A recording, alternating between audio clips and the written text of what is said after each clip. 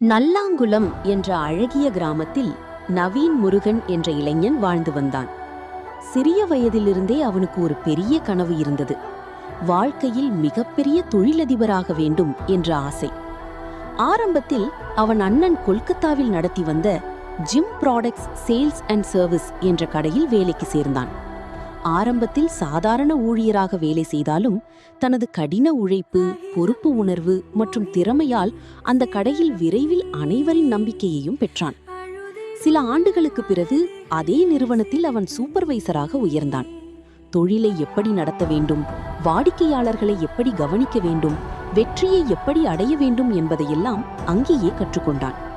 பிறகு தனது சொந்த கனவை நனவாக்க வேண்டும் என்ற எண்ணத்தில் சென்னை வந்தான். அங்கு அதே ஜிம் ப்ராடக்ட் சேல்ஸ் மற்றும் சர்வீஸ் தொழிலை தனது சொந்த முயற்சியில் தொடங்கினான். ஆரம்பத்தில் பல சிரமங்கள், தடைகள் வந்தாலும் மனம் தளராமல் உழைத்தான். ஒரு நாள் நான் வெற்றி பெறுவேன் என்ற நம்பிக்கையுடன் பகலும் இரவும் கடினமாக உழைத்தான். மெல்ல மெல்ல அவனுடைய தொழில் வளர ஆரம்பித்தது. அவன் நேர்மை, உழைப்பு, வாடிக்கையாளர்களிடம் காட்டிய மரியாதை காரணமாக தொழில் பெரிய அளவில் உயர்ந்தது. பல இடங்களில் கிளைகள் திறந்து பெரிய நிறுவனங்களுடன் இணைந்து வேலை செய்ய ஆரம்பித்தான். காலப்போக்கில் நவீன் முருகன் மிகப்பெரிய தொழிலதிபராக உயர்ந்தார். அதன் பிறகு அவர் அழகான லக்ஸுரி வீடு கட்டினார், விலை உயர்ந்த கார்கள் வாங்கினார், குடும்பத்துடன் மகிழ்ச்சியான வாழ்க்கை வாழ ஆரம்பித்தார். பின்னர் அவர் விரும்பிய பெண்ணை திருமணம் செய்து கொண்டார். வாழ்க்கையில் அவர் ஆசைப்பட்ட எல்லாமே ஒன்றன் பின் ஒன்றாக நடந்தது.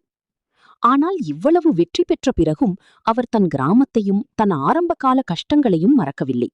இளைஞர்களுக்கு வேலை வாய்ப்புகள் உருவாக்கினார், பலருக்கும் உதவி செய்து நல்ல மனிதராக வாழ்ந்தார். இறுதியில் கனவு இருந்தால் சாதிக்க முடியும், உழைப்பு இருந்தால் வாழ்க்கை மாறும் என்பதற்கு நவீன் முருகன் ஒரு சிறந்த எடுத்துக்காட்டாக மாறினார்.